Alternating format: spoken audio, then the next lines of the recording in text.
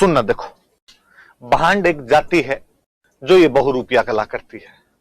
अक्सर हम कई बार जाने अनजाने के अंदर बहुत ही गलत शब्दों का इस्तेमाल करते हैं, हमें खुद को भी नहीं पता चलता कि हम क्या बोल रहे होते हैं। अक्सर अपने साथ वाला वही कपड़ों की बात आए, कोई कपड़े अजीब से पहन ले या इस प्रकार की एक्टिंग करे अजीब सी, अपने कहते यार क्या आयु भांड की तरह कर रहा है तू। अक्सर हम जो बॉलीवुड के लोग हैं उनके लिए हम कह देते हैं कि बॉलीवुड वाले तो भांड है। नहीं, ऐसे शब्दों के प्रयोग से बचना चाहिए। वास्तव में एक जाति सूचक गाली है। हमने एक जाति होती है भांड अपने आप के अंदर, और आर्ट है, कला है बहुत बेहतरीन। जानकीलाल भांड का एक किस्सा मुझे याद आता है कि जानकीलाल भांड एक बार भीलवाड़ा के एसपी ऑफिस में एसपी बन के चले गए थे। उन्होंने 2-4 दिन तक रेकी की, पता लगा एसपी साहब कितने बजे उतरते हैं, एसपी साहब की चाल क्या है, एसपी साहब कैसे जाके बैठते हैं, सब कुछ उस बंदे ने एकदम ऑब्जर्व किया। और फिर एक दिन पुलिस वाली वर्दी सिलाई, तारे वारे जो लगाने थे, अशोक स्तंभ जो लगाने थे वो लगाए, टोपी वोपी कैसे लगाते हैं, सब कैसे गाड़ी से उतरते हैं एकदम वैसे। और बंदा एक दिन अचानक, वो जो टाइम होता है उससे 5-7 मिनट के आसपास के अंतर के ऊपर 10 मिनट पहले, और अचानक पुलिस थाने के अंदर घुसे। आप विश्वास नहीं करेंगे, कोई पहचान नहीं पाया था कि जानकीलाल भांड है या कोई एसपी साहब वास्तव में आ गए। और जितने वहां पे पुलिस वाले भैया कांस्टेबल खड़े थे उन सबने सैल्यूट मारे। जानकीलाल भांड एकदम एसपी साहब बोले ऑफिस तक अंदर तक चले गए थे। और अंदर जाने के बाद में जब पुलिस वाले इकट्ठे हुए, अरे साहब जल्दी आ गया, साहब जल्दी आ गए, तब जाके आ रहे मैं तो जानकीलाल भांड हूं, मैं तो बहुरूपिया बन के आया था, आज एसपी बन के आया था।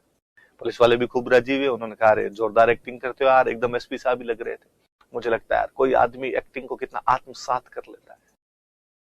हम अक्सर बॉलीवुड वालों को हालांकि ऐसे भी कह देते हैं, पर आज भी कोई बॉलीवुड का सेलिब्रिटी आ जाए, हम उसके साथ सेल्फियां लेने के लिए मर जाए, भगदड़ मच जाए, पर अपने को लगे यार कोई शाहरुख खान सलमान खान आए हो तो इनके साथ में एक सेल्फी मिल जाए।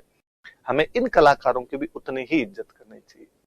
टोटली एक्टिंग को समर्पित लोग हैं, कितनी पीढ़ियों से एक ही काम कर रहे हैं, कितनी अच्छी एक्टिंग करते हैं। ठीक है, इनको उस लेवल के मौके नहीं मिले, वो जो कला थी, वो जो परंपरा थी, वो कंटिन्यू नहीं हो पाई। कभी राजतंत्रों के टाइम में, अपने पूर्वजों के टाइम में उस चीज की वैल्यू हुआ करती थी अपने आप के अंदर, तब ये लोग अक्सर शहरों के अंदर ऐसे घुमा करते थे, लोग भी इनकी खूब इज्जत किया करते थे। अपनी वाली पीढ़ी कहीं ना कहीं इनको वैसे देखती है कि यार कमाते धमाते तो है नहीं और इसलिए काम करने लगे। नहीं नहीं भाई, ये काम नहीं है, वो भी तो अपने आप में एक कमाई का जरिया है। किसी टाइम आज जब टीवी आ गया, सोशल मीडिया हो गया, तो अपने को मनोरंजन के दूसरे इतने साधन मिलने लगे, वरना किसी टाइम में तो मनोरंजन का एकमात्र साधन हुआ करता था। इस जयपुर वाली रोड से बीकानेर जाते हैं, बीच में कस्बा आता है रतनगढ़, रतनगढ़ नाम करे कस्बा। मैं अक्सर जब भी इधर से जाता हूँ तो बीच में वो स्पोर्ट्स सा एकदम ऑन रोड ही आता है, तो बाईपास भी है, अंदर जाती नहीं रोड, बाहर से निकलती है बीकानेर वाली, तो वहां रुक के चाय वगैरह पी लेते हैं। मैं अकेला गाड़ी लेके जा रहा था तो एक दुकान पे रुक के चाय पीने लगा वहां पे। तो वहां पर एक शंकरलाल भांड है, शंकरलाल जी एक, और वो ये बहुरूपिया बन के वहां पर एक्टिंग वगैरह करते रहते हैं। मैंने दिन नोटिस किया कि वहां कोई एक खूब सारा लोगों का एक समूह है खड़ा था, और शंकरलाल जी कोई बस वस रुकी हुई थी, तो वो वहां पर गए, उन्होंने जाके वो अपने जो भी दोहे वो सुनाते हैं, वो खूब सारे इनको दोहे याद होते हैं, कहावतें याद होती है, जो भी अपने एक्टिंग कर रहे थे एक्टिंग कर रहे थे। और फिर एक्टिंग करने के बाद वो कहते हैं भाई लोगों को, भाई मुझे पैसे दिए जाने चाहिए, और लोग देते ही है। वहां बस में कोई 2-4 हर प्रकार के आदमी होते हैं, अलग अलग प्रकार के आदमी होते हैं। उनमें से किसी ने कहा कि मांगने आ जाते हो, कमा के खाने की तो हिम्मत है नहीं, क्या तरीके ये हट्टे कट्टे आदमियों कहीं कमा के खाया करो। उन शंकरलाल जी ने कुछ नहीं बोले, वो एकदम शांति से खड़े रहे, और उन्होंने कहा अरे सर मैं कमा के खा रहा हूँ, मैंने आपको एक्टिंग दिखाई है, उस चीज के पैसे ले रहा हूँ, मैंने आपको ऐसे थोड़ी मांगेंगे इसी बात के कि कोई एक्टिंग नहीं है, ये तुम्हारे केवल यूं फंड है, इस प्रकार की बातें करते हैं अपने। तो उन्होंने कई इधर और कहा इस प्रकार के कि ये काम छोड़ दो, अगर क्या मतलब है इसके अंदर है। तो उन्होंने कई इधर तो सुना, मुझे बहुत अच्छा लगा। उस बंदे ने वापस रिप्लाई किया उन बस वालों, उसने कहा मेरे 3 बच्चे हैं, 2 बच्चे टीचर लगे हुए, एक अगला जो है उसको मैं यही सिखाऊंगा, ये मेरे पूर्वजों की कला है, मैंने नहीं सिखाई तो कला लुप्त हो जाएगी। आपको भाई साहब पैसे देने हो तो दे सकते हो, नहीं देने हो तो राम रूमी, फालतू की डायलॉग नहीं। मुझे 2 चीज समझ में आई उस दिन वहां पर, कि एक तो बंदा अपनी कला को लेके कितना पैशनेट है, ये कह रहा है कि मेरे 2 बच्चे टीचर है, पर तीसरे बच्चे को मैं कला सिखा के जाऊंगा। हमने देखनी बंद कर दी है, पर एक वह परिवार जो इस कला से जुड़ा हुआ है, इस कला को मां सरस्वती का रूप ही मानता होगा वो अपने अंदर, कि उसे लगता है कि नहीं यार ये पीढ़ी दर पीढ़ी चलनी चाहिए, मेरे पूर्वजों द्वारा किया जाने वाला काम, और काम छोटा बड़ा नहीं होता, ये एक्टिंग है अपने आप के अंदर, और ये एक्टिंग करता है। मुझे दूसरी चीज ये समझ में आएगी, हम लोग अपनी कला से कितने दूर चले जाते हैं। अक्सर आप जब भी इस प्रकार के लोग देखो, आपके मन में ऐसी कतई भावना नहीं आनी चाहिए। आप दिया करो, पैसे वगैरह दिया करो ताकि उनका प्रोत्साहन बढ़ सके। मैं कहूँ ये कोई बड़ी सेलिब्रिटी, कोई बॉलीवुड वाला हीरो, वो आके अपने कदे कि साहब ये लो बाढ़ पीड़ितों के लिए इतने रुपए इकट्ठे किए जा रहे, अपने रुपए जा जाके देते ही। मैं तो कहता हूँ खुद के लिए मांग लें तो ही अपने दे दे उनको जाके।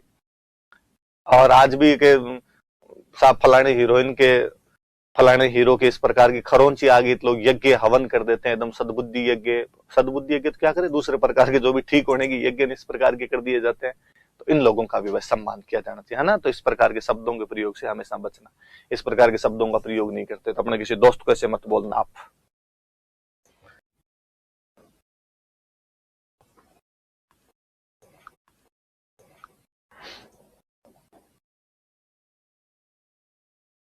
मैंने शंकरलाल जी को क्या दिया ये बताने जरूरी है?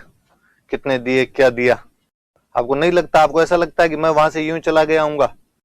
मेरी बातें सुन के आपको ये तो लगा होगा कि मैं ऐसे जाने वाला आदमी तो नहीं।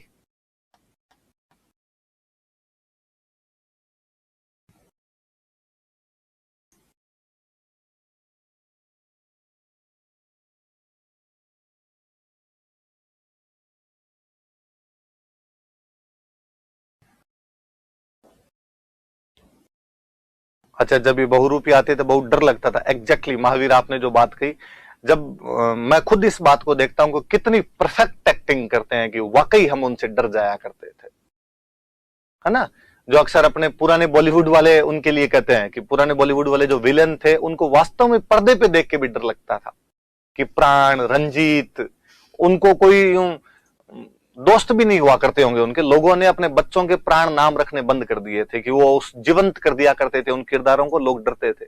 अपने उनकी अक्सर बातें करते हैं, अक्सर अखबारों में, टीवी पर, अरे कि ये प्राण, रंजीत कितने शानदार विलेन हुए थे कि इनको पर्दे पे देख के भी डर लगता था। मुझे लगता है एग्जैक्टली ये बहुरूपियों के बारे में नहीं कहा जा सकता कि बहुरूपीय जिस दिन राक्षस बन के आते थे वास्तव में डर लगता था, गलियों में भाग जाया करते थे, यार खा जाएगा, और वो यूं भागता भी था, उठा ले जाऊंगा मैं तुझे, और लगता था कि यार सच में उठा के ले जाएगा।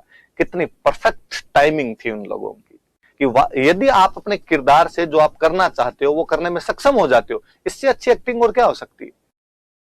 तो बहुरूपिया कला है भाई अपने आप के अंदर, बहुत अच्छी एक्टिंग करते हैं वो लोग। ठीक है, अब टाइम आया कि हर कोई बहुरूपिया बन सकता है। देखो सीधी सी बात तो ये है कि पहले केवल वो कुछ लोगों के पास सीमित थी कला, अब ये कला हर किसी के पास में है। और अब भी जितने कोई बॉलीवुड वाले हैं वो एक तरीके से बहुरूपी ही है, अलग अलग प्रकार के रोल निभाते हैं, अलग अलग प्रकार के रूप धारण करना बहुरूपी है। पर हम उनको तो इज्जत दें और इनको इज्जत नहीं दें, ये थोड़ा सा भेदभाव यूं अजीब सा लगता है कि ये घर को जोगी जोगणों आन गांव को सिद्ध, जो हमारे लोकल में आसपास में घूमते हैं इसलिए अपने कहते हैं भाई ये तो कुछ ही नहीं, दूसरा कोई आ जाए तो साडा कुत्ता तो अड्डा कुत्ता टॉमी, वो वाली बात नहीं, इस प्रकार की नहीं होनी चाहिए भाई। उनको भी हम उतना ही सम्मान इज्जत दें। मैं शब्दों वाले पे था, मतलब बेसिकली कि अक्सर ये नाम जब भी हम लेते हैं तो निकल ही जाता है, अपने आसपास में हम सुनते रहते हैं, तो इन शब्दों के प्रयोग से हम थोड़ा सा बचे। एक है जानकीलाल भांड,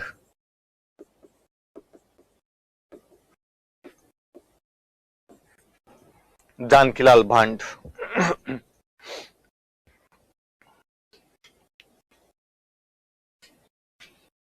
ये जानकीलाल भांड है ना भाई, इनको मंकी मैन कहते हैं।